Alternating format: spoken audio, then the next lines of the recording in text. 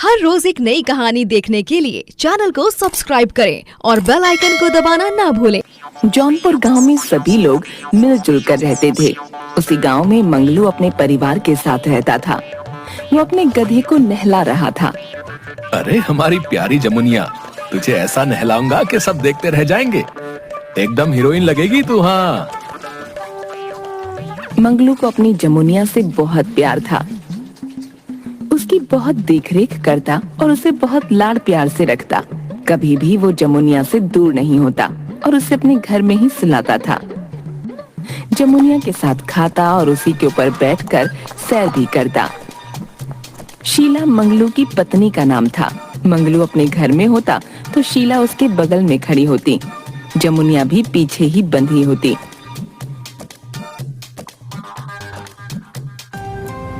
अरे क्या कर रहे हो आप? देख नहीं रही हो क्या? हम अपनी जमुनिया के लिए माला बना रहे हैं। भगवान ही भला करे हमारा।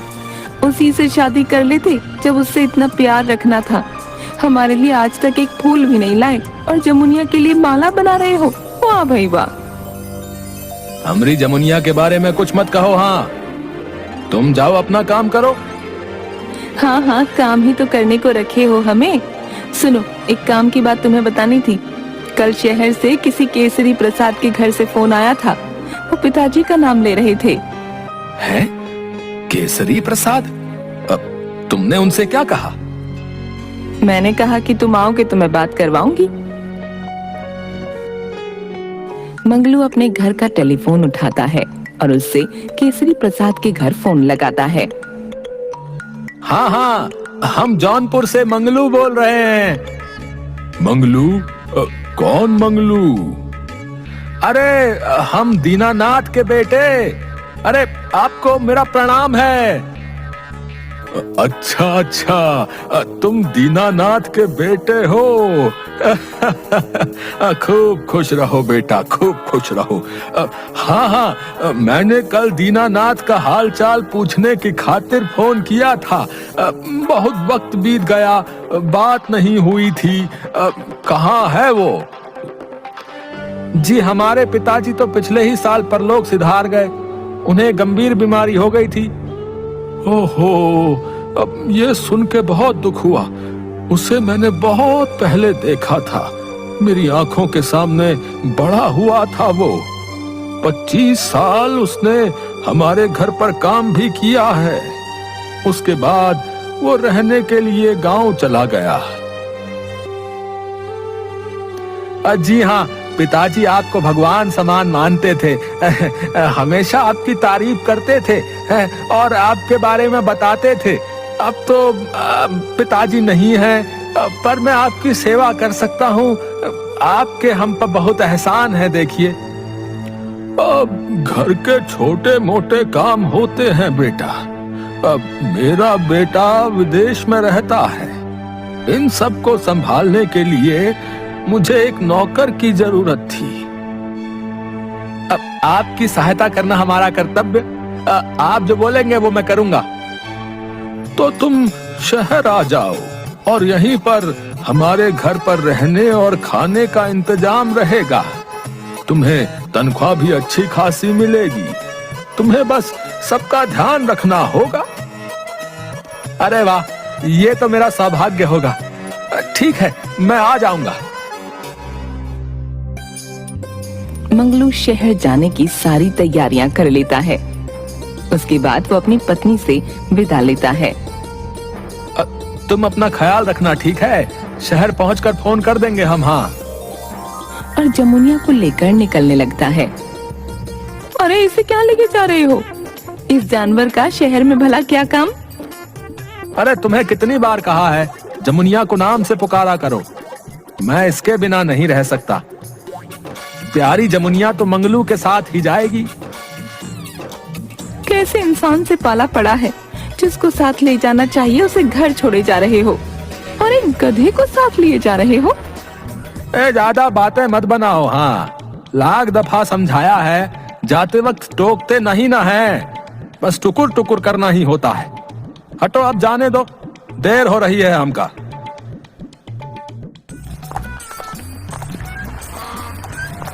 मंगलू केसरी प्रसाद के घर के बाहर पहुंचा। वहाँ पर गधे पर चढ़कर अंदर जाने लगा।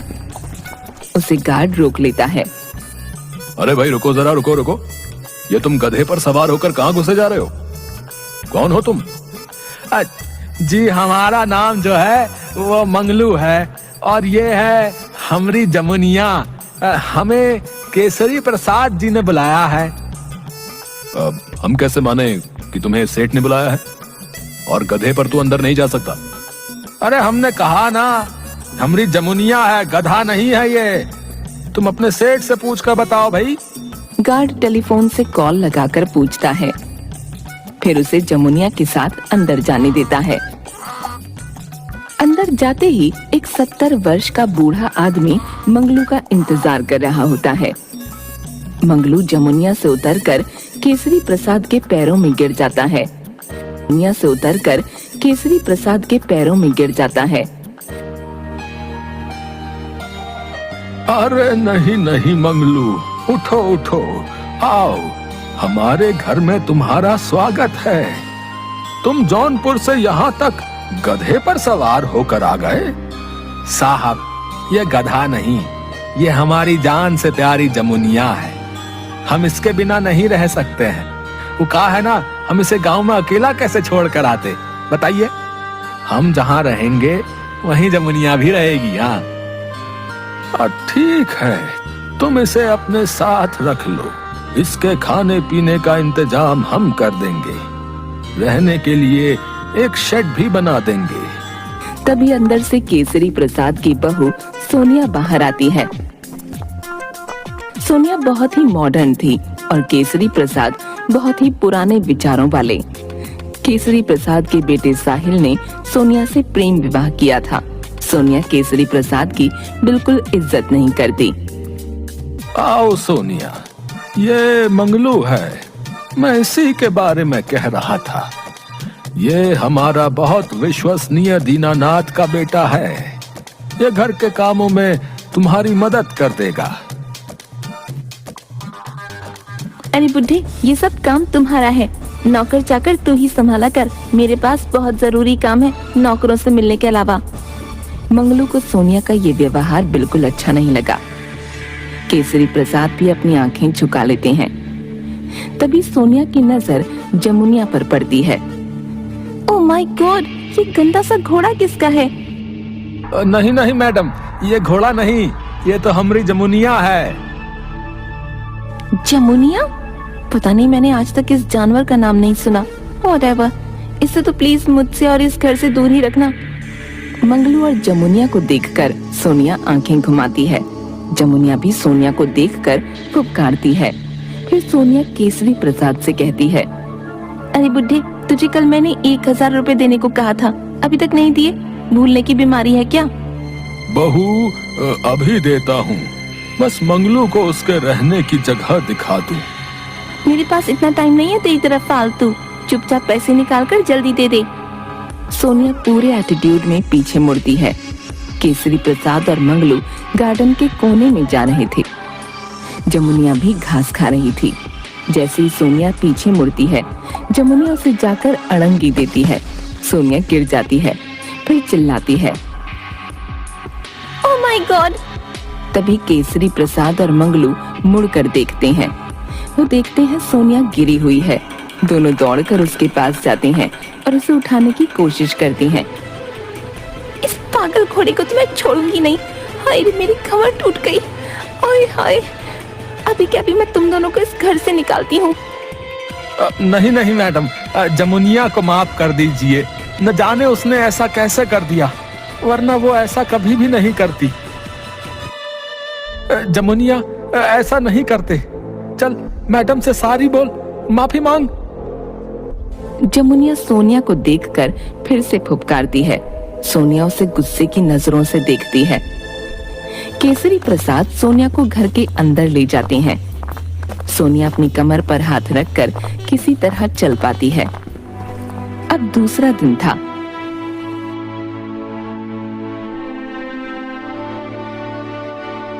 जमुनिया मंगलू जहाँ रहता है वहीं बगल में बंधी होती है। उसी के पास घर से बाहर जाने का रास्ता था। सोनिया फोन पर बात करते करते घर से निकल रही होती है। सोनिया बिल्कुल बनी ठनी होती है, पार्टी में जाने को तैयार।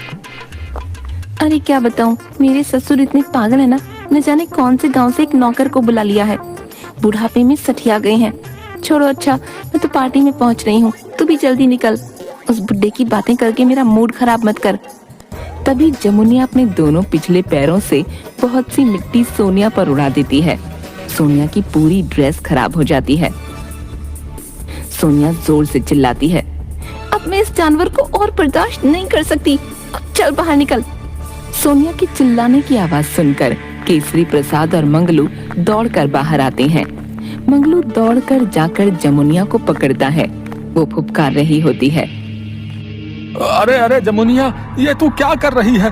मैडम, इस बार माफ कर दो, हमारी बच्ची से गलती हो गई, कृपा करके माफ कर दो। इतनी महंगी ड्रेस खराब कर दी। ये ड्रेस कितने की है? उतने पैसे तो तुमने आज तक देखे भी नहीं होंगे। मेरी जूती के सोल के बराबर भी औकात नहीं तुम्हारी। सोनिया, मंगलू बहुत ईमानदार और सच्चा है, तुम उससे ऐसी बातें नहीं कर सकती। अब तो हद ही हो गई। तू अनपढ़ गंवार बूढ़ा मुझे सिखाएगा? तेरी औकात भी नौकरों की जैसी ही है। मेरा पति तुझे 2 टाइम खाना देता है, वही बहुत है। ज्यादा मुंह मत चलाया कर। केसरी प्रसाद की आंखें शर्म से झुक जाती हैं। मंगलू केसरी प्रसाद को दया की आंखों से देखता है। सोनिया इसी तरह बड़बड़ाती हुई घर के अंदर चली जाती है।